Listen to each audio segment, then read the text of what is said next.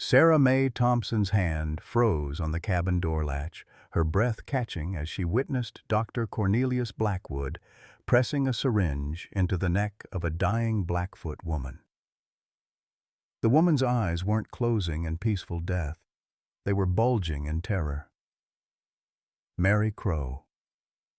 Feather screamed from behind the pine trees, her basket of herbs scattering across the forest floor as she stumbled backward.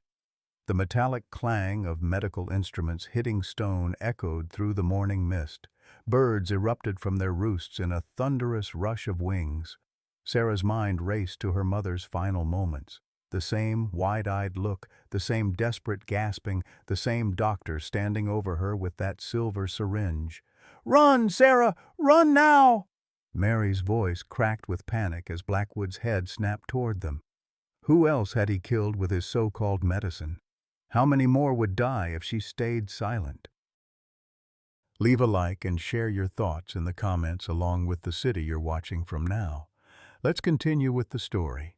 6 months earlier, Sarah Mae Thompson had believed her biggest worry was convincing the Territorial School Board to let her teach Native children alongside white settlers' offspring. How naive she'd been, standing in her father's dusty parlor, arguing about education, while a monster walked freely through their town, wearing a doctor's coat like armor against suspicion. William Thompson sat hunched over his ledger books that September morning, his weathered Civil War veteran's hands trembling as he calculated debts that seemed to multiply like prairie grass after rain.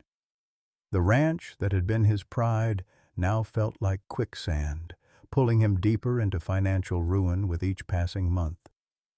$8,000, a fortune that might as well have been $8 million, owed to the Whitefish Territorial Bank, Dr. Cornelius Blackwood's bank. "Papa, you look terrible," Sarah observed, setting down her basket of wild berries. She'd inherited her mother's keen eye for reading people's faces, a skill that had served her well as an aspiring teacher, but now filled her with constant worry about her father's declining health. William's gray eyes, once sharp as a cavalry saber, now held the defeated look of a man who'd fought too many losing battles. "Times are hard, daughter. Harder than they were during the war, and that's saying something." He closed the ledger with a snap that sounded like a rifle shot. "Dr. Blackwood's been patient with our debt, more than we deserve. Without his generosity, we'd have lost this place months ago." The mention of their family's supposed benefactor made Sarah's stomach tighten. Something about the distinguished doctor had always unsettled her, though she couldn't pinpoint exactly what. Perhaps it was the way his pale blue eyes seemed to catalog everything they saw, as if he were conducting some sort of perpetual medical examination of the world around him. Or maybe it was how he always appeared at moments of crisis: house fires, difficult births, mysterious illnesses, like a carrion bird drawn to suffering. "He's been asking about you again," William continued, his voice carefully neutral. "Wondering when you might consider settling down, perhaps with someone of standing in the community." Sarah's hands stilled on the berry basket. At 20, she was already considered an old maid by territorial standards, but she'd harbored dreams of independence that didn't include marriage to any of Whitefish's eligible bachelors, especially not if Dr. Blackwood was involved in the matchmaking. "I'm not ready for marriage, Papa. Your teaching won't put food on our table or keep the bank from foreclosing." William's tone carried the weight of a man who'd watched his wife die despite the best medical care money could buy, who'd buried dreams alongside the woman he'd loved since he was barely older than Sarah was now. Outside their kitchen window, the Montana wilderness stretched endlessly toward the Canadian border, vast and indifferent to human struggles. Somewhere in those mountains lived Jacob Whitehorse, the half-Blackfoot trader whom most townspeople regarded with suspicion and fear, a man whose name would soon become inextricably linked with Sarah's fate. The morning Sarah discovered Dr. Blackwood's true nature began like any other September day in 1885. with frost painting the cabin windows and the distant sound of her father chopping wood for winter. She'd risen early to gather late-season herbs for her small collection of medicinal teas, a hobby her mother had encouraged before the mysterious illness that claimed her life 2 winters past. The forest trail to Mary Crow Feather's camp wound through stands of aspen trees, their golden leaves whispering secrets in the crisp mountain air. Sarah had befriended Mary during her brief stint teaching at the reservation school, and the young Blackfoot woman had become her guide into the world of traditional healing. Their friendship was one of the few bright spots in Sarah's increasingly constrained life. What she witnessed that morning would shatter her world completely. Hidden behind a massive pine trunk, Sarah watched in horror as Dr. Blackwood knelt beside a dying native woman, his medical bag open beside him like a predator's maw. The woman's body convulsed as he pressed the syringe into her neck, her eyes rolling back in terror rather than the peaceful surrender of natural death. The metallic scent of blood mixed with something chemical, something wrong, that made Sarah's stomach lurch. "Please," the woman gasped in broken English. "My children." "Shh," Blackwood murmured, with what might have passed for kindness to anyone who couldn't see his face. "This will help you join your ancestors peacefully." But Sarah could see his expression, cold, clinical, fascinated. This wasn't mercy. This was something far more sinister. When Mary's scream shattered the morning silence, everything exploded into chaos. The basket of herbs flew from Sarah's nerveless fingers as she stumbled backward, her boot catching on an exposed root. Blackwood's head snapped toward them with predatory sharpness, his pale eyes narrowing as he spotted Sarah's horrified face. "Run!" Mary shouted, already crashing through the underbrush toward the safety of her village. "Run, Sarah!" But Sarah's legs felt rooted to the earth, her mind struggling to process what she'd witnessed.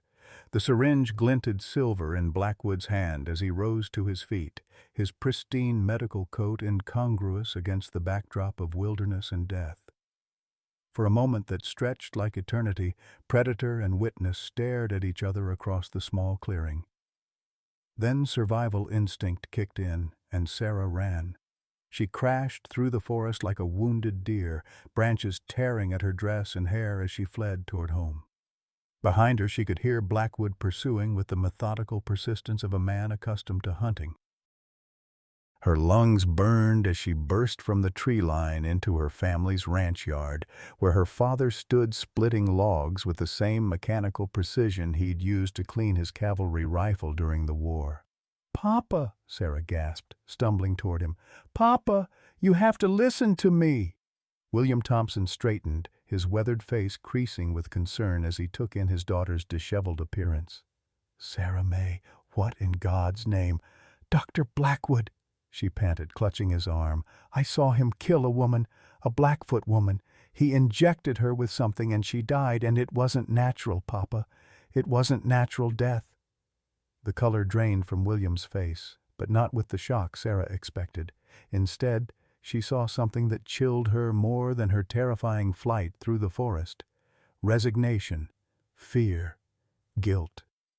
"You don't know what you're saying, daughter," he said quietly, his eyes darting toward the road where dust clouds announced an approaching rider. "Doctor, Blackwood is a respected man. He's helped this community, helped our family. He murdered that woman!" Sarah's voice cracked with desperation. "Just like he murdered Mama." The words hung between them like a physical blow. William's axe slipped from his suddenly nerveless fingers, embedding itself in the chopping block with a solid thunk that seemed to echo Sarah's accusation. Dr. Blackwood emerged from the forest then, his medical bag in one hand and that terrible syringe in the other. His usually immaculate appearance was slightly disheveled, pine needles clinging to his dark coat, but his smile remained as benevolent as ever. "William, my friend," he called out genially, as if he hadn't just committed murder. "I'm afraid your daughter has witnessed something that's upset her greatly. Perhaps we should discuss this inside, away from prying eyes? The threat in his cultured voice was unmistakable. William's shoulders sagged as if the weight of impossible choices was crushing him from within. Sarah looked between the two men and realized with growing horror that her father's debt to Dr. Blackwood involved far more than money. "Sarah May," William said heavily, "pack your things. You're getting married tomorrow." The words hit Sarah like a physical blow, leaving her gasping in the thin mountain air. "Married? Papa? What are you talking about?" Dr. Blackwood's smile never wavered as he approached, but Sarah noticed how his free hand remained close to his medical bag, close to whatever other horrors it might contain. "Your father and I have discussed this arrangement extensively, my dear. Given your delicate emotional state, it seems best that you be settled somewhere safe, away from the pressures of town life." "Safe?" Sarah's voice rose to nearly a shriek. "Safe with whom? I won't marry anyone, especially not someone you've chosen." William's face had aged a decade in the span of minutes. He wouldn't meet his daughter's eyes as he spoke, his voice hollow as a funeral bell. "Jacob Whitehorse has agreed to take you as his wife. The ceremony will be tomorrow at dawn, before the preacher heads to the next settlement." The name struck Sarah like lightning. Jacob Whitehorse, the mysterious half-breed trader who lived alone in the mountains, emerging only to conduct business before disappearing back into the wilderness. She'd seen him perhaps a dozen times in her life, always from a distance, a tall figure in buckskin who moved through town like a ghost that most people pretended not to see. "You're giving me to a savage?" The words escaped before Sarah could stop them, and she immediately felt ashamed. Her mother had taught her better than to judge people by their heritage, but fear was making her cruel. "I'm giving you to the only man willing to take you far enough away to keep you alive," William said with quiet desperation. "Dr. Blackwood has made it clear that your accusations cannot be allowed to spread. This is the only way, daughter." Blackwood's pale eyes glittered with satisfaction. "Jacob is a practical man. He understands the value of discretion. Your father owes the bank $8,000, Sarah. That debt dies with this arrangement, and everyone gets what they need. Your father keeps his ranch, Jacob gets a wife, and you get to live quietly in the mountains where your imaginative tendencies won't cause trouble." The calculated cruelty of it took Sarah's breath away. She was being sold like livestock to ensure her silence about a murder she'd witnessed. The man who'd killed her mother was now orchestrating her exile, and her own father was complicit in the arrangement. "I won't do it," she whispered, then louder. "I won't do it. You can't make me marry a stranger." "The alternative," Blackwood said softly, "is that I report to the territorial marshal that you've been spreading malicious lies about a respected physician. Slander is a serious charge, Sarah. The territorial prison isn't a pleasant place for young women." William flinched as if struck. "Please, daughter. Just please. Jacob Whitehorse is a good man, despite what people say. He's educated, speaks perfect English, and he's never hurt anyone that I know of. He'll treat you kindly."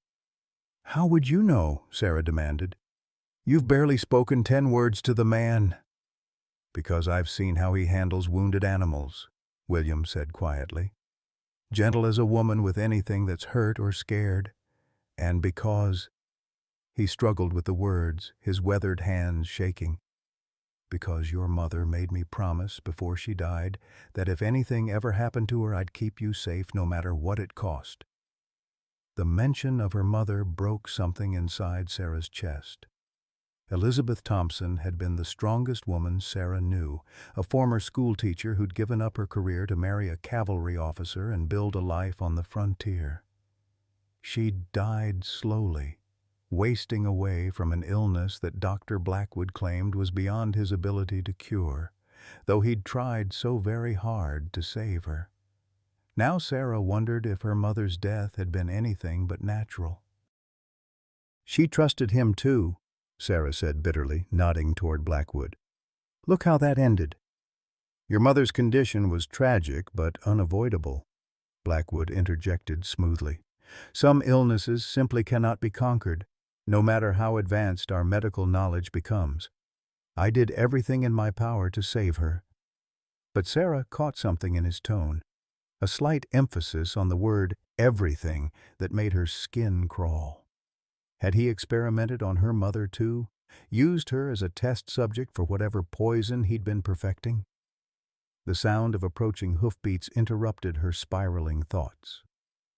Jacob Whitehorse emerged from the forest trail, mounted on a sturdy Indian pony that moved with the fluid grace of its rider. Sarah had never seen him up close before, and she was startled by how different he looked from her expectations. He was tall, yes, but not the hulking savage of frontier stories.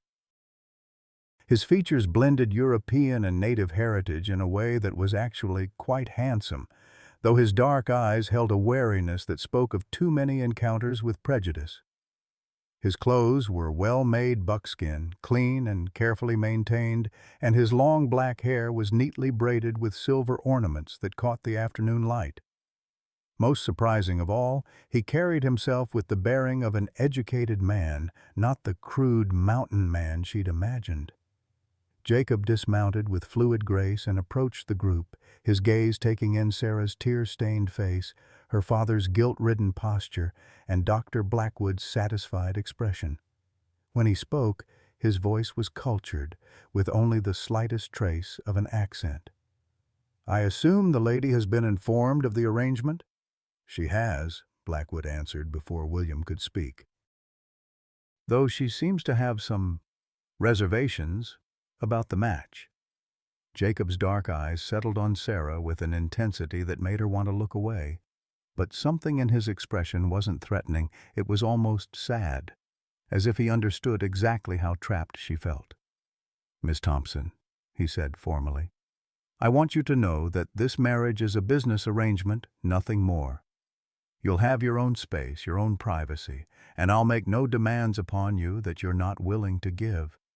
I simply ask that you help me maintain the fiction that we're wed." Sarah stared at him, trying to process his words. Here was yet another impossibility in a day full of them. A mountain man who spoke like a gentleman and was offering her something that sounded almost like kindness. The wedding ceremony took place at dawn, just as her father had promised, in the small wooden church that served Whitefish's scattered population. Sarah stood at the altar wearing her mother's hastily altered wedding dress, the ivory silk yellowed with age and smelling faintly of the lavender sachets that had preserved it in the trunk for 25 years. The irony wasn't lost on her, wearing the gown of a woman who'd married for love to seal a union born of desperation and fear. Reverend Mitchell's words blurred together in a meaningless drone as Sarah stared at the simple wooden cross hanging behind him. Beside her, Jacob Whitehorse stood perfectly still, his presence both comforting and alien. He'd arrived that morning dressed in his finest clothes, a dark suit that emphasized his mixed heritage in a way that made the few townspeople in attendance shift uncomfortably in their pews. When the Reverend asked if she took Jacob as her lawfully wedded husband, Sarah's throat closed completely. The silence stretched until Jacob gently touched her elbow and she managed to whisper, "I do," though the words felt like swallowing broken glass. Jacob's own vows were spoken clearly, without hesitation, as if he'd made peace with this arrangement long before arriving at the church. When he slipped a simple silver ring onto her finger, a band that looked handmade with intricate patterns that spoke of native craftsmanship, Sarah was surprised by how warm his hands felt against her cold fingers. Dr. Blackwood sat in the front pew throughout the ceremony, his pale eyes never leaving Sarah's face. Even during what should have been the most private moment of her life, she felt like a specimen under his observation. When Reverend Mitchell pronounced them man and wife, Blackwood's smile was the satisfied expression of a chess player who'd just achieved checkmate.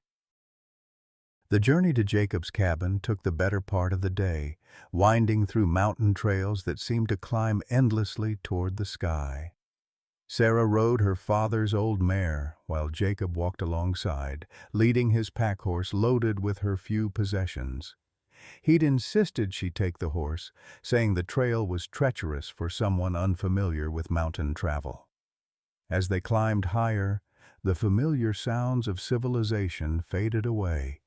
No church bells, no wagon wheels on dirt roads, no voices calling from one homestead to another. The silence was both peaceful and terrifying. Sarah had never been so far from other people in her life, and the isolation made her newly married status feel even more surreal. "Are you cold?" Jacob asked when she shivered in the afternoon wind. "We're almost there." It was the first time he'd spoken since they'd left town, and Sarah was struck again by his educated manner of speech. "I'm fine," she lied, though the temperature had dropped noticeably as they gained elevation. Jacob studied her face with those dark, perceptive eyes. "The mountains take some getting used to. The air's thinner up here and the weather changes fast. You'll learn to read the signs soon enough." When they finally reached his cabin, Sarah was amazed by what she saw. She'd expected something crude and primitive, a rough shelter suitable for a mountain hermit. Instead, she found a well-built log structure with glass windows, a stone chimney, and a covered porch that suggested permanence and care. Flower boxes hung beneath the windows, though the late-season blooms were beginning to fade with the approaching winter.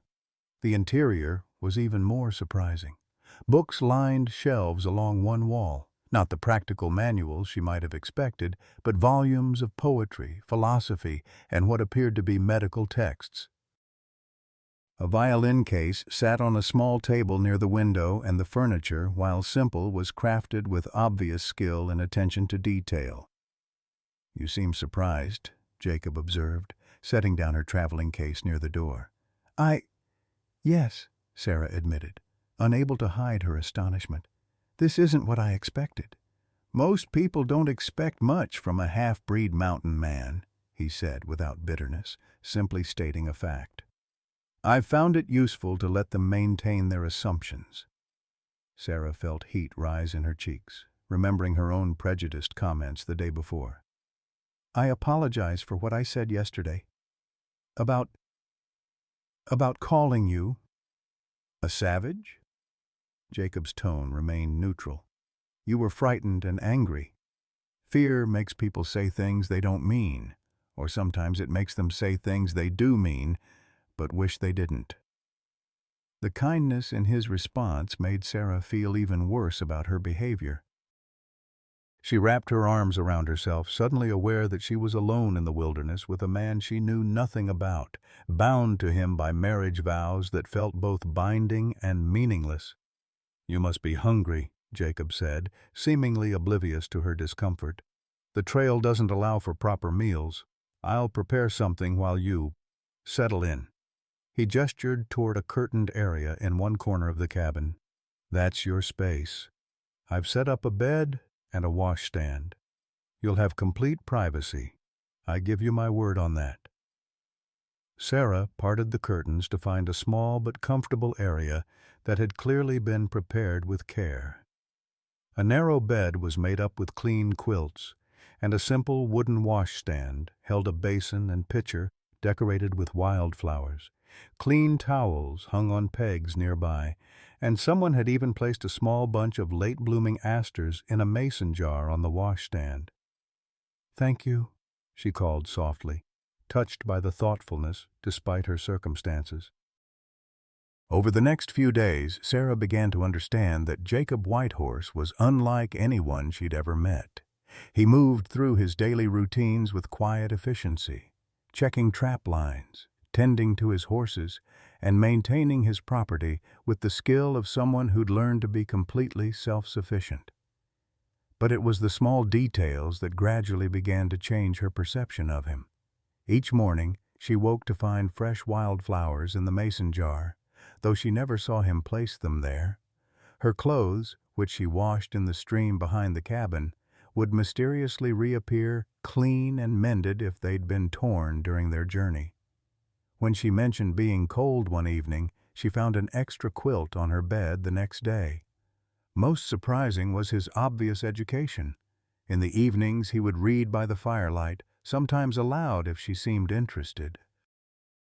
His voice was pleasant and expressive as he shared passages from Shakespeare or Emerson, and she found herself looking forward to these quiet moments when the day's awkwardness gave way to something approaching companionship. "Where did you learn to read like that?" she asked one evening after he'd finished a particularly moving passage from Hamlet. Jacob closed the book, his finger marking the page. "Harvard College," he said simply. Sarah nearly dropped her mending. "Harvard? But how? Why?" "My father was Scottish, a trader who worked with my mother's people. He sent me east for education when I was 16, thinking it would help me navigate both worlds." Jacob's expression grew distant. "It didn't work out as he'd planned." "What happened?"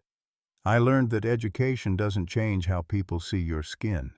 I was tolerated at Harvard because my father paid my fees in advance, but I was never welcomed.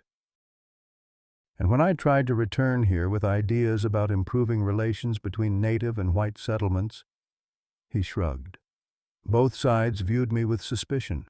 Too white for the reservation, too Indian for the town." The loneliness in his voice struck Sarah unexpectedly. Here was a man caught between two worlds, belonging fully to neither, much like she now felt, trapped between her old life and this strange new existence. "Is that why you live alone up here?" she asked. "Partly.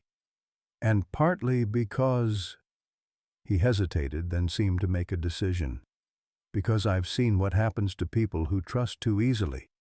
Your Dr. Blackwood isn't the first white man to use his position to harm native people." Sarah's blood chilled. "You know about Dr. Blackwood?"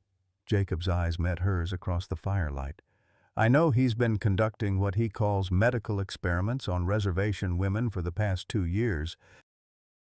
I know that several women have died after receiving his treatments, and I know that anyone who speaks out against him tends to disappear or meet with unfortunate accidents." "Then why didn't you stop him?" Sarah demanded, her frustration bubbling over.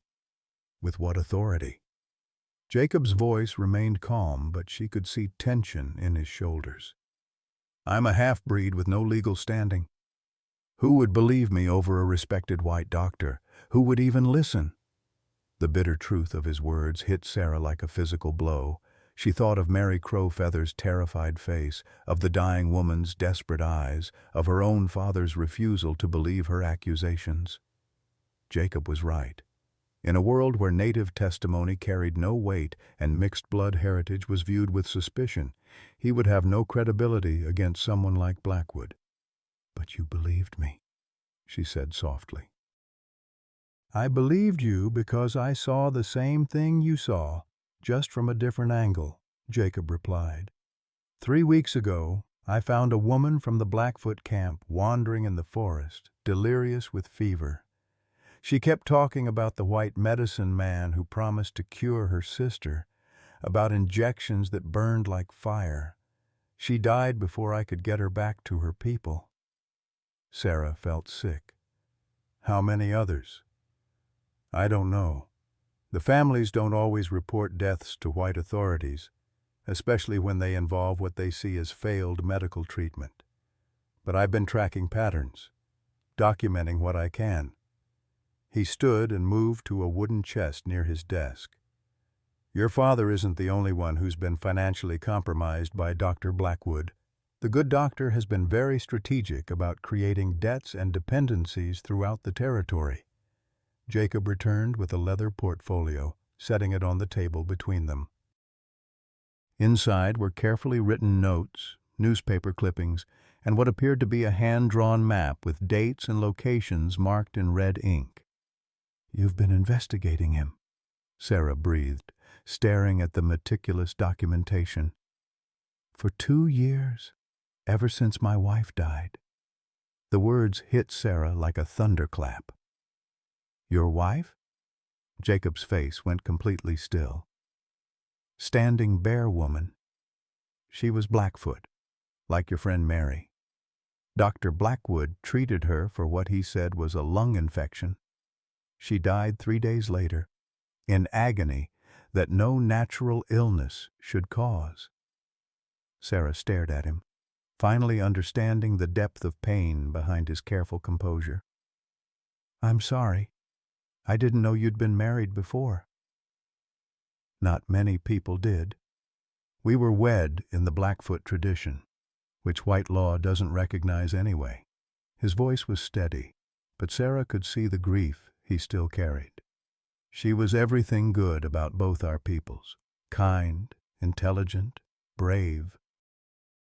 She spoke 4 languages and could have been a teacher if the world had been different. The weight of his loss hung between them like a physical presence. Sarah realized that Jacob hadn't just agreed to marry her out of obligation or financial arrangement. He was using their marriage as a cover for his own investigation into Blackwood's crimes. That's why you agreed to this marriage, she said. Not to help my father with his debts, but to protect me from Blackwood while you gather evidence. Jacob nodded slowly. A man investigating the death of his native wife raises suspicions. A settled married man living quietly in the mountains with his white wife, that's just domestic life. People stop paying attention. For the first time since her forced wedding, Sarah felt something other than fear or resentment. Looking at Jacob's carefully documented evidence, understanding his methodical approach to seeking justice for his first wife and the other victims, she began to see a path forward that didn't involve simply hiding in the mountains until Dr. Blackwood forgot about her. What you're doing, she said carefully, it's dangerous. If Blackwood discovers what you know, then I'll die like Standing Bear Woman died. And like your mother died, and like all the others. Jacob's voice was matter-of-fact. But maybe someone else will continue the work. Maybe someday there will be enough evidence that even white authorities can't ignore it. Sarah stared at the portfolio, thinking of the dying woman she'd witnessed, of Mary's terrified flight through the forest, of her own mother's final agonized days. What if there was someone who could testify, someone white, educated, whose word might carry weight? Jacob's eyes sharpened. What are you suggesting? I'm suggesting that Dr. Blackwood made a mistake when he let me live, Sarah said, surprised by the steel in her own voice. I'm suggesting that maybe 2 people investigating him would be better than 1. The decision to actively investigate Dr. Blackwood transformed Sarah's exile from a prison sentence into a mission with purpose.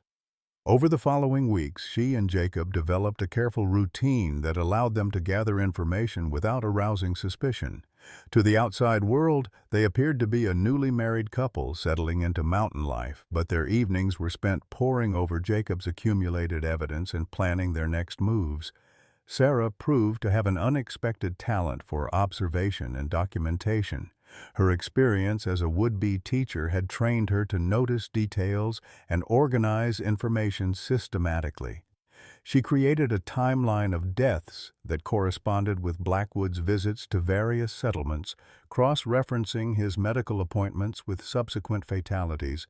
The pattern that emerged was chilling in its consistency. "Look at this," Sarah said one evening, spreading her charts across Jacob's kitchen table. Every 6 to 8 weeks he travels to a different native settlement, always claims he's offering free medical treatment to help the less fortunate, always selects women who are already ill or weak, and always at least 1 woman dies within days of his visit. Jacob studied her meticulous work, his expression growing darker. He's been perfecting his technique. Early deaths happen quickly, which might have raised suspicions, but these recent cases show a progression. The poison works more slowly now, mimicking natural disease. That's why no one questions it, Sarah realized with growing horror. He's learned to make murder look like mercy. Their investigation required trips to various native camps and settlements, journeys that Jacob undertook alone while Sarah remained at the cabin. She chafed at being left behind, but Jacob insisted it was too dangerous for her to be seen actively investigating. Instead, she focused on building relationships with native women who came to trade at Jacob's cabin, gradually earning their trust and gathering their stories. One particularly cold October morning, Mary Crowfeather arrived at the cabin, her face etched with worry and exhaustion. Sarah had been hoping her friend would eventually find her way to the mountain refuge, but Mary's appearance suggested urgent news rather than a social visit. "Sarah," Mary said, barely waiting for the cabin door to close behind her, "you must listen to me. The white medicine man, he has returned to our camp. He says he has new treatment, better medicine for the lung sickness that has been killing our elders." Sarah's blood turned to ice. "When?" "2 days ago. He brought many bottles, many needles. The council is divided. Some remember the women who died after his last visit, but others are desperate. The lung sickness has already taken 5 elders this season, and winter is coming." Jacob emerged from the back room where he'd been cleaning his rifles, his face grim. "How many women has he selected for treatment?" "3 so far." "Including?" Mary's voice broke. "Including my sister, Little Dove. She is only 16, Sarah. She has the coughing sickness, but she is strong. She could recover on her own if given time." Sarah felt rage building in her chest like a physical fire. "We have to stop him." "How?" Jacob asked, though his tone suggested he was already considering possibilities. "If we confront him directly, he'll claim we're interfering with legitimate medical treatment. If we try to convince the tribal council, they'll ask why we didn't speak up before now." "There has to be a way," Sarah insisted. "We can't just let him murder more women." Mary looked between them, confusion clear on her face. "I do not understand." "You speak as if you know the white medicine man is killing our people deliberately." Sarah and Jacob exchanged glances, and in that moment, Sarah made a decision that would change everything.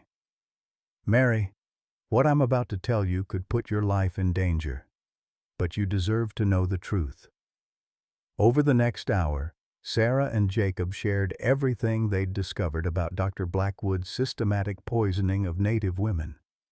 They showed Mary the documentation, the timeline of deaths, and the evidence suggesting that Blackwood was using these women as test subjects for experimental compounds. Mary listened in growing horror, her face cycling through disbelief, anger, and finally, determined resolve. "We must warn my people," Mary said when they finished. "They must know what this monster is doing." "Warning them isn't enough," Jacob said grimly. "Even if the tribal council believes us, Blackwood can simply move to another settlement. We need proof that white authorities can't ignore. We need to catch him in the act." "You mean watch him murder someone?" Sarah's voice was sharp with outrage. "I mean document his methods so thoroughly that no court in the territory could dismiss the evidence," Jacob replied. "It's horrible, but it might be the only way to stop him permanently." Sarah stared at him, understanding the terrible logic of his proposal. They could save Little Dove and the other women currently in Blackwood's care, but without solid proof of his crimes, he would simply continue his work elsewhere. How many more would die while they protected a few? "There might be another way," Sarah said slowly, an idea forming in her mind. "What if we could get close enough to see exactly what he's using? If we could steal samples of his compounds and have them analyzed?" "By whom?" Jacob asked. "The nearest qualified chemist is in Denver, 300 miles away." "Then we go to Denver," Sarah said firmly. "Mary, how long before he plans to treat your sister?" "The ceremony is set for tomorrow night.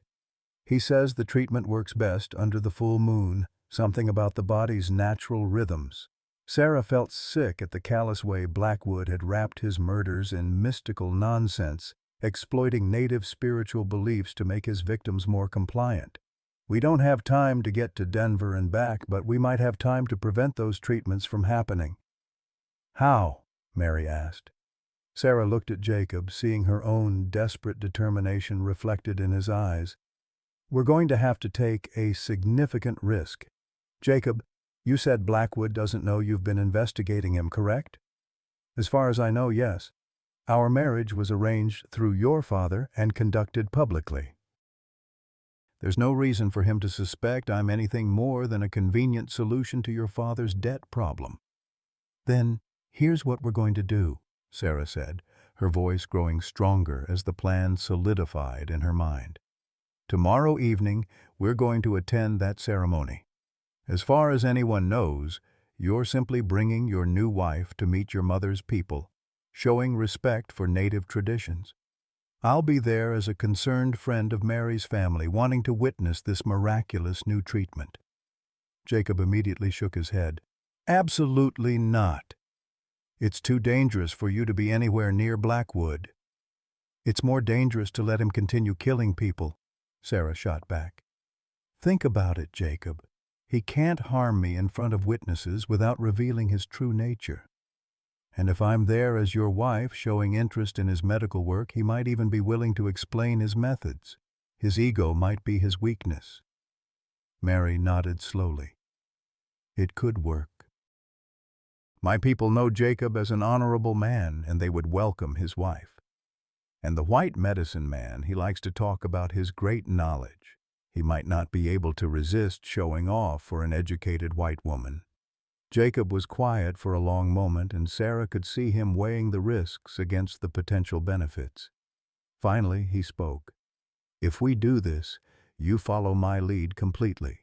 At the first sign of danger, you leave with Mary and don't look back.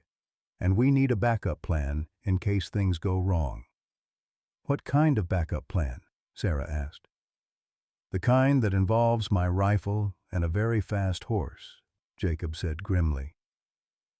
That evening, they prepared for what could be either a breakthrough in their investigation or a deadly mistake. Sarah practiced Blackfoot phrases with Mary, wanting to show proper respect to the tribal elders. Jacob cleaned his weapons and mapped multiple escape routes from the native camp back to their mountain refuge. They all understood that they were about to step into the heart of danger, but the alternative, allowing Blackwood to continue his systematic murder, was unacceptable. As the full moon rose over the mountains, casting silver light across the valley below, Sarah felt a strange mixture of terror and anticipation. Tomorrow night she would face the man who had killed her mother, the monster who had been using native women as experimental subjects for his twisted research. For the first time since her forced marriage, she felt like she was taking control of her own destiny. "Are you certain about this?" Jacob asked as they made final preparations. Sarah looked at him, this man who had become so much more than the stranger she'd been forced to marry. In his eyes she saw not just concern for her safety, but respect for her courage and determination. "I'm certain," she said. "It's time to stop running from Dr. Blackwood and start hunting him instead." The mountain wind howled outside their cabin, as if nature itself was warning them about the dangers ahead. But Sarah had learned that some things were worth risking everything for, and justice for the innocent women who had died was one of them. The native camp buzzed with nervous energy as evening fell, families gathering around cook fires while elders prepared for the healing ceremony. Sarah walked beside Jacob through the circle of lodges, her heart hammering against her ribs as she spotted Dr. Blackwood's familiar figure near the ceremonial fire. He had arranged his medical supplies on a blanket with theatrical precision, the silver instruments gleaming in the firelight like instruments of torture rather than healing. "Remember," Jacob murmured close to her ear, "you're here as my curious wife, nothing more. Let him come to you." Sarah nodded, though every instinct screamed at her to run. Seeing Blackwood again brought back the visceral terror of that morning in the forest. The memory of his cold eyes as he'd pressed that deadly syringe into the dying woman's neck. But she forced herself to breathe slowly, to appear calm and interested rather than terrified. Mary's family welcomed them with genuine warmth, offering them places near the fire and introducing Sarah to the other women as Bear Whitehorse's new wife. Sarah was surprised by how naturally the role came to her, how easily she slipped into the part of a young woman learning about her husband's heritage. It helped that Jacob's presence beside her felt increasingly natural. Over the past weeks, she'd grown genuinely fond of this quiet, intelligent man who'd been forced into marriage, just as she had. Dr. Blackwood noticed their arrival immediately, his pale eyes fixing on Sarah with unmistakable satisfaction.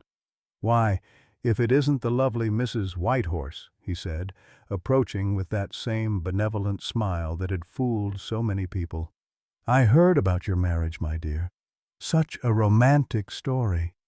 Love conquering all boundaries of race and culture."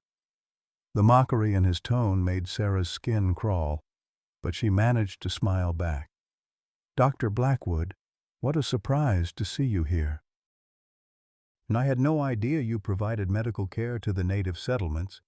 I consider it my Christian duty to help all of God's children regardless of their heritage," Blackwood replied smoothly.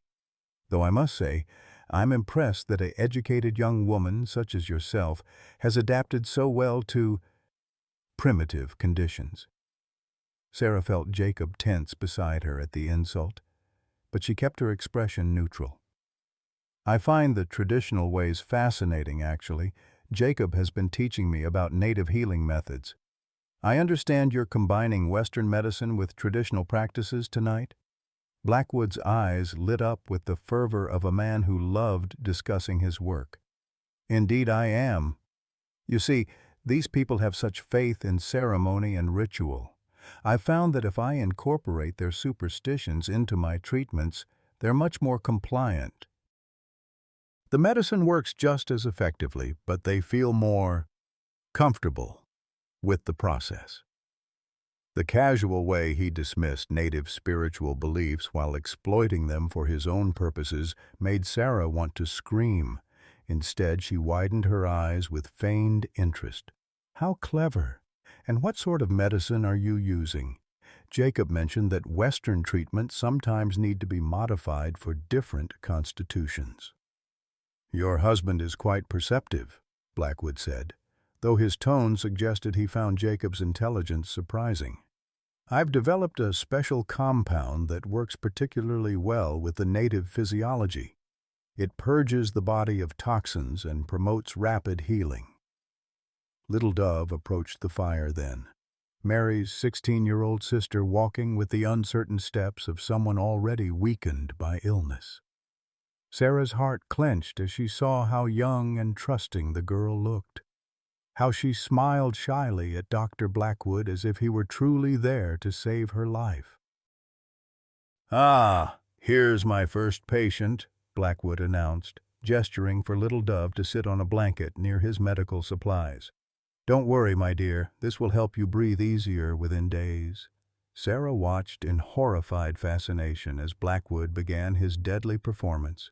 He opened his medical bag with ceremonial care, removing a leather case that contained several glass vials filled with different colored liquids.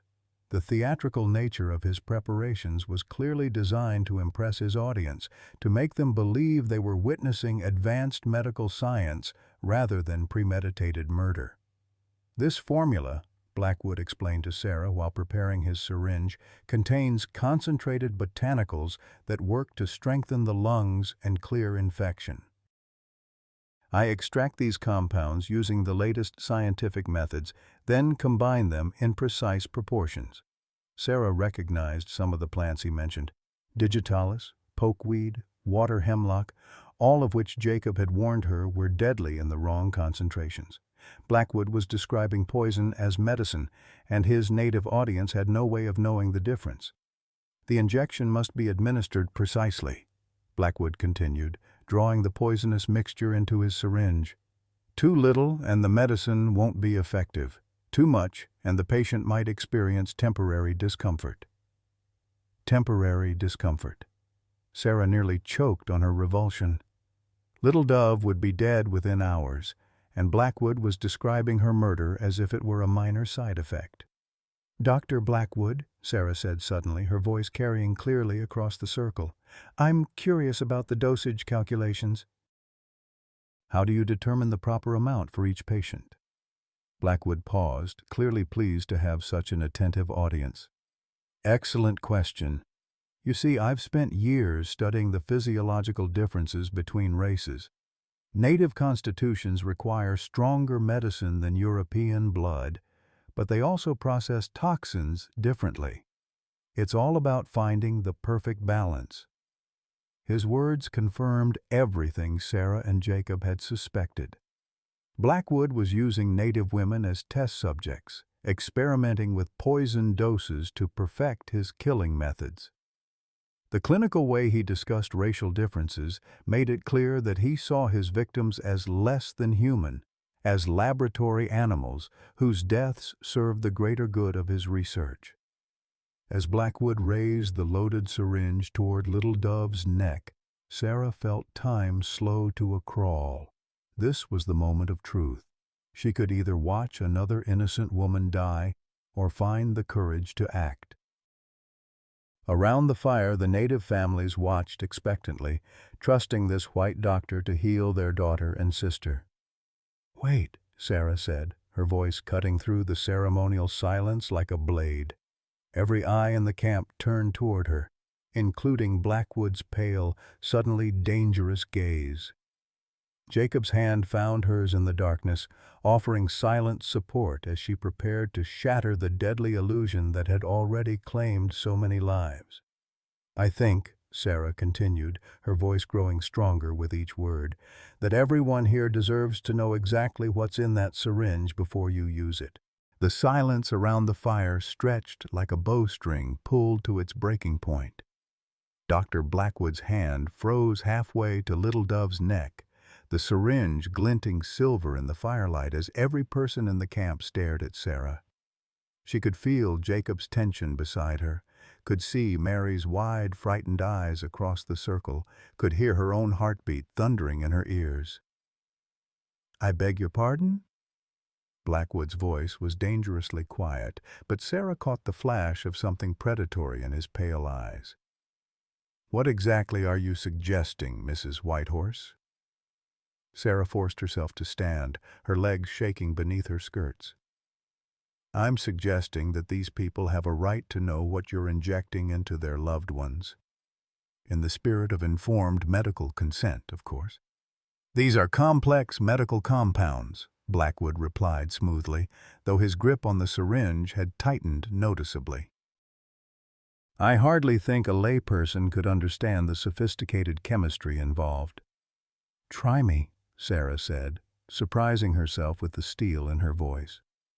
"I may not have a medical degree, but I received an excellent education. I'm particularly interested in botany and chemistry.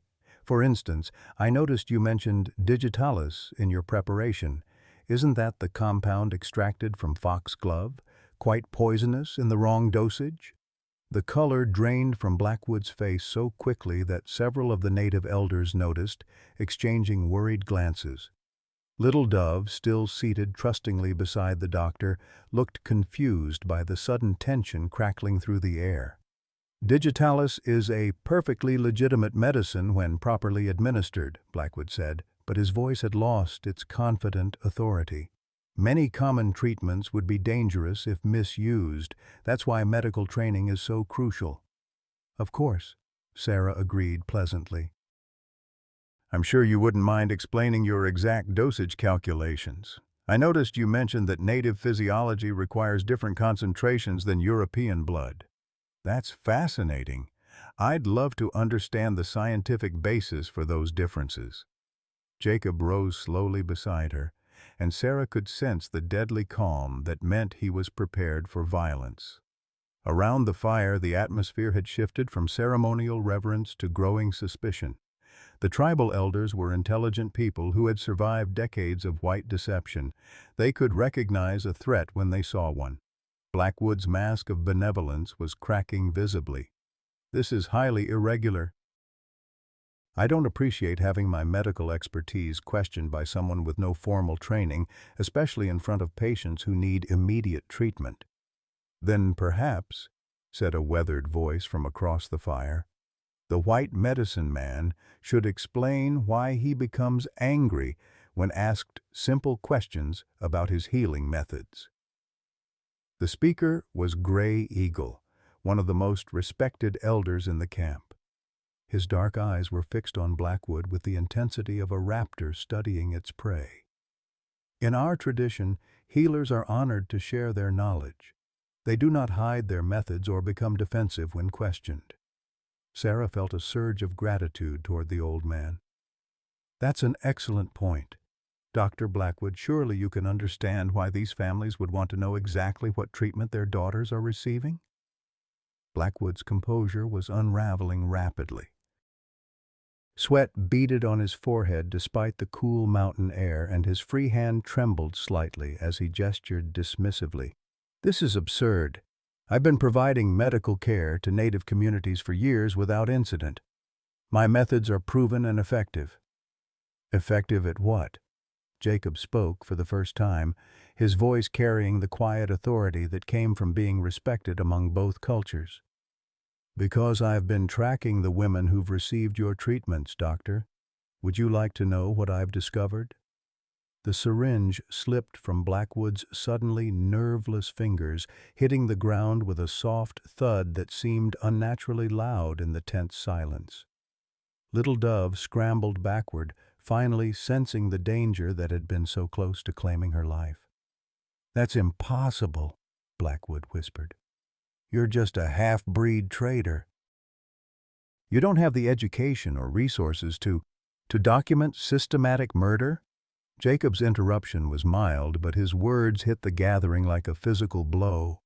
"To notice that every settlement you visit loses women within days of your treatments? To recognize the symptoms of deliberate poisoning disguised as medical care?" Mary Crowfeather stepped forward from the shadows beyond the fire. In her hands, she held a leather portfolio, Jacob's carefully compiled evidence. "We know what you are," she said, her young voice carrying ancient strength. "We know about the women who died screaming after your medicine burned through their bodies. We know about the families who were told their daughters died of natural causes when they died of your poison." "You killed my wife," Jacob continued, his control slipping to reveal the grief and rage he'd carried for so long. "Standing Bear Woman trusted you because our people were taught to respect white medicine.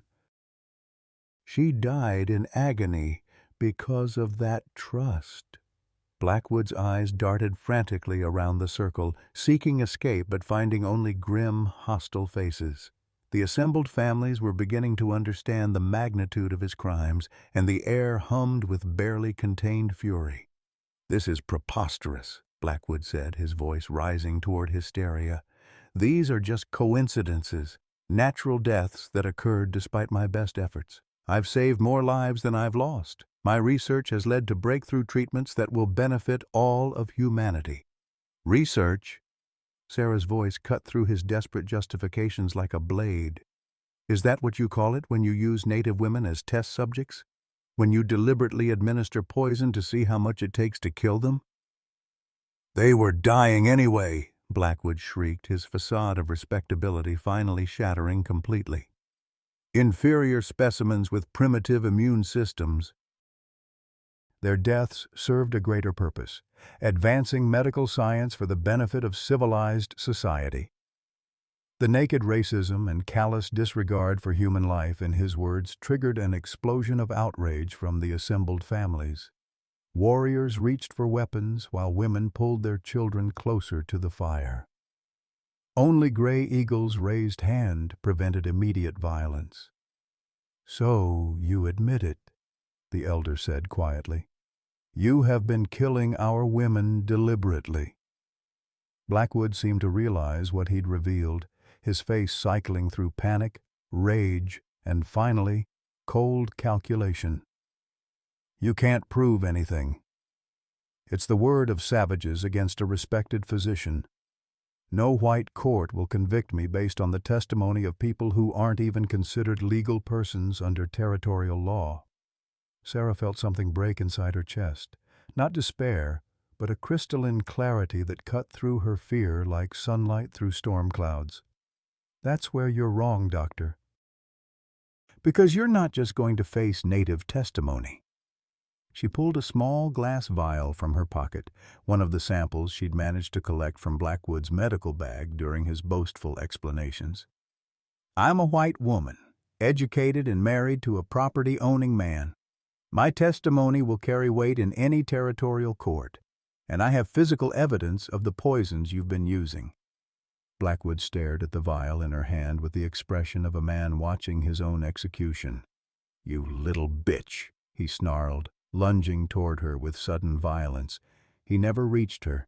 Jacob moved with fluid grace, intercepting Blackwood's attack and sending the doctor sprawling into the dirt with a single precise blow.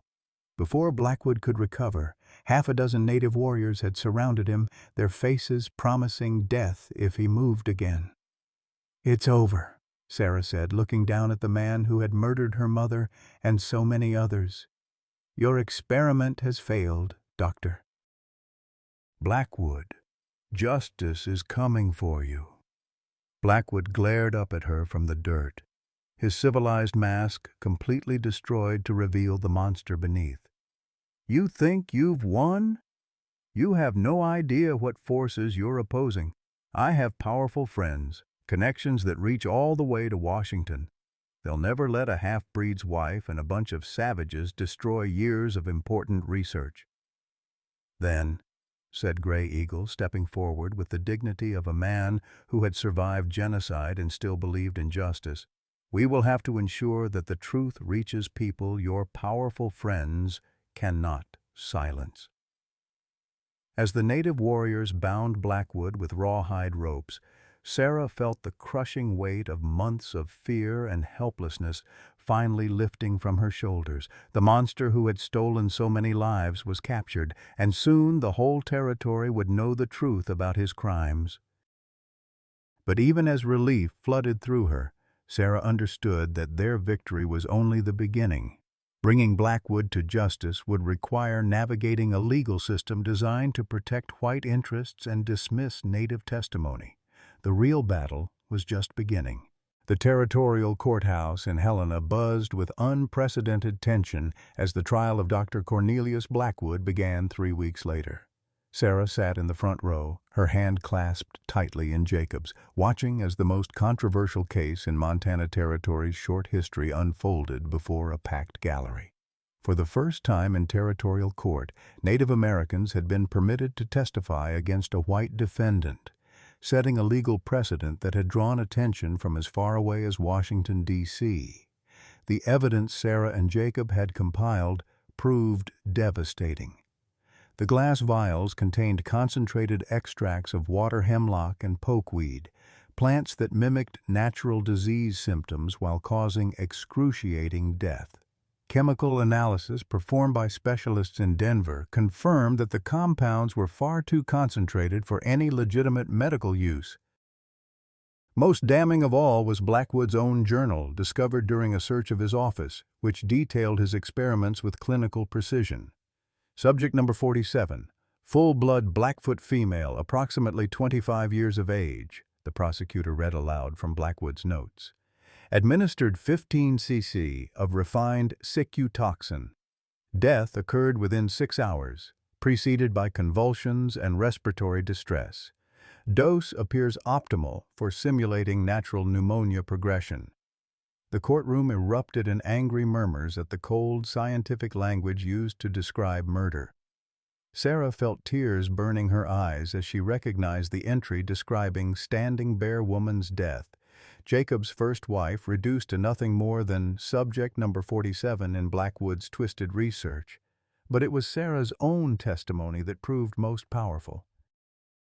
Speaking clearly and precisely, she described witnessing Blackwood inject the dying woman in the forest, the doctor's casual admission of his racial theories, and his boastful explanation of his methods during the interrupted ceremony. Her status as an educated white woman gave her words a weight that native testimony alone could never have carried in territorial court. Dr. Blackwood stated explicitly that native constitutions required different treatments, Sarah told the hushed courtroom. He spoke of their deaths as serving a greater scientific purpose, claiming their lives were less valuable than the medical knowledge gained from their suffering. Blackwood's defense attorney, a nervous man from Butte who clearly regretted taking the case, attempted to discredit Sarah's testimony by suggesting she was an unreliable witness traumatized by her forced marriage to a savage. The strategy backfired spectacularly when Jacob took the stand. Dressed in a perfectly tailored suit, speaking with the educated diction of his Harvard education, Jacob systematically destroyed every racial stereotype the defense had tried to exploit. His calm recitation of evidence, his obvious intelligence and dignity, and his heartbreaking testimony about his wife's death created a courtroom atmosphere that even the most prejudiced observers couldn't ignore. Standing Bear Woman spoke 4 languages fluently, Jacob said quietly. She was training to become a teacher when Dr. Blackwood murdered her. She died believing that white medicine would save her life, never knowing that her trust was being used to perfect methods of killing her people. The jury deliberated for less than 2 hours before returning with a guilty verdict on all counts of murder. Judge Morrison, a stern man who had initially been skeptical of the charges, sentenced Blackwood to life imprisonment, the harshest penalty possible under territorial law. As the bailiff led Blackwood away in shackles, the disgraced doctor turned for one last venomous look at Sarah and Jacob. "You think this changes anything?" he snarled. "There will always be others like me. Progress demands sacrifice, and your people will always be the ones sacrificed." But his words carried no power now. Gray Eagle, who had traveled from the reservation to witness the trial's conclusion, stood with quiet dignity as justice was finally served. "The mountain remembers every footstep," he said softly, repeating the traditional saying Sarah had learned to love. "Truth endures longer than lies." Outside the courthouse, Sarah found herself surrounded by reporters and territorial officials, all eager to discuss the implications of the landmark case. Changes were already being proposed to territorial law, requirements for native consent in medical treatment, legal protections for tribal testimony, and oversight of medical practice in frontier settlements. "Mrs. Whitehorse," called a reporter from the Helena Independent, "what do you hope will come from this trial?" Sarah looked at Jacob, drawing strength from his proud smile, then back at the crowd of expectant faces. "I hope that no woman, regardless of her race or station, will ever again be seen as expendable in the name of progress. I hope that healing becomes about preserving life, not exploiting death." That evening, as they prepared to return to their mountain home, Sarah felt a profound sense of completion. The forced marriage that had begun as punishment had become the foundation for love, justice, and a future built on mutual respect rather than fear. The mountain cabin felt different when Sarah and Jacob returned from Helena, not just because of the legal victory they'd achieved, but because they were returning as true partners rather than reluctant strangers bound by circumstance. The forced marriage that had begun as her father's desperate attempt to silence her had transformed into something neither of them had expected, a union built on shared purpose, mutual respect, and love that had grown slowly but surely through shared trials. Winter was approaching with the relentless certainty of mountain seasons, and Sarah found herself looking forward to the months of isolation ahead. The thought would have terrified her when she'd first been brought to this remote cabin as a frightened, angry young woman. Now, the prospect of quiet evenings by the fire with Jacob, of books shared and conversations deepened, filled her with contentment she'd never imagined possible. "Are you happy?" Jacob asked one evening as they sat before the hearth. Sarah mending one of his shirts while he carved a small wooden horse for Mary's new baby. The question came unexpectedly, breaking the comfortable silence they'd been sharing. Sarah looked up from her needlework, considering his words carefully. 6 months ago, she would have defined happiness as freedom to make her own choices, to teach school, to live independently according to her own desires. Now, she understood that happiness was more complex.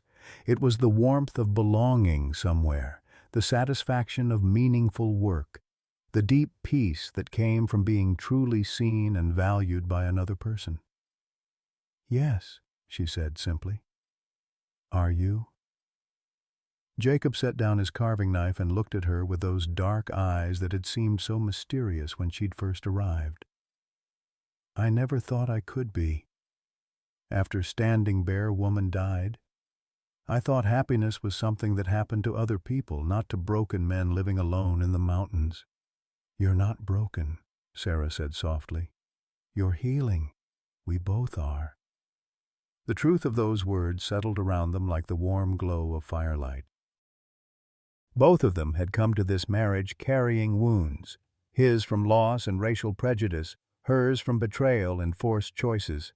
But somehow, in working together to bring justice for the murdered women, they'd found a way to heal not just their own pain, but the pain of an entire community.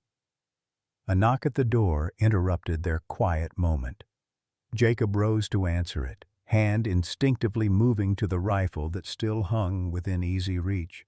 Old habits from dangerous times. But the visitor was William Thompson, Sarah's father, standing on their porch with his hat in his hands, and shame written across his weathered features. "Sarah," he said when she appeared beside Jacob in the doorway, "Daughter, I came to ask your forgiveness." The three of them sat around the kitchen table as William struggled to find words for the enormity of what he'd done.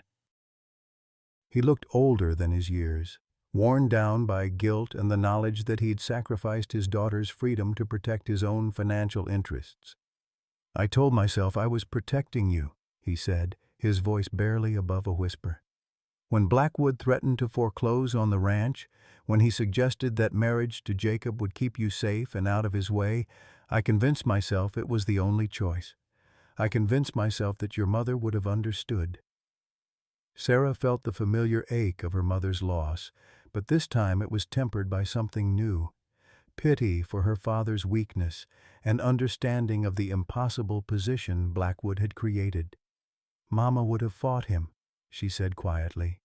"She would have found another way." "Yes," William agreed, tears sliding down his cheeks. "She was braver than I ever was, stronger. And I failed both of you by being a coward." Jacob leaned forward, his expression thoughtful. "Sometimes the hardest courage is admitting when we've been wrong. You're here now asking for forgiveness. That takes strength too."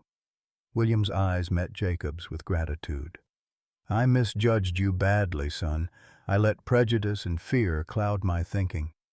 You've been a better protector for my daughter than I ever was." "She doesn't need protecting anymore," Jacob replied. "She's proven she can take care of herself, and everyone else besides." Over the following hour they talked through the pain and misunderstandings that had torn their family apart. William shared his own story, how the debts had accumulated after Elizabeth's death, how Blackwood had gradually gained financial control over half the ranchers in the territory, how the doctor had made it clear that Sarah's accusations could not be allowed to spread. "I should have listened to you from the beginning," William said. "Should have believed you instead of believing him." "Can you ever forgive a foolish old man who chose money over his daughter's welfare?"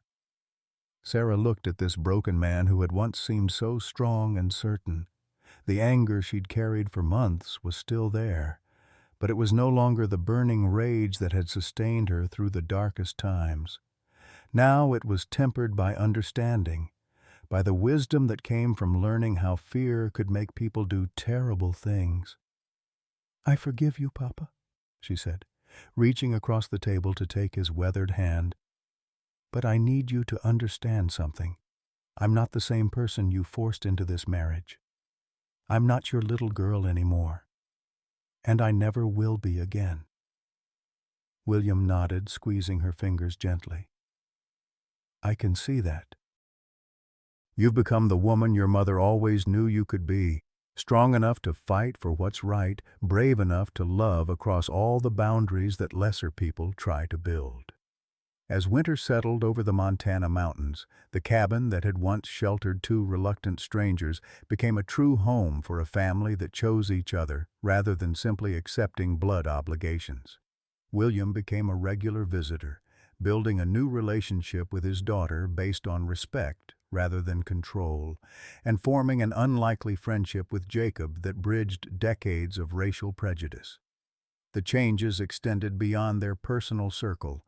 The Blackwood trial had catalyzed broader reforms throughout the territory.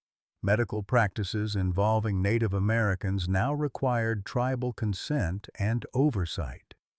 Mixed marriages, once rare and often scorned, became more accepted as people witnessed the strength and dignity of Sarah and Jacob's partnership.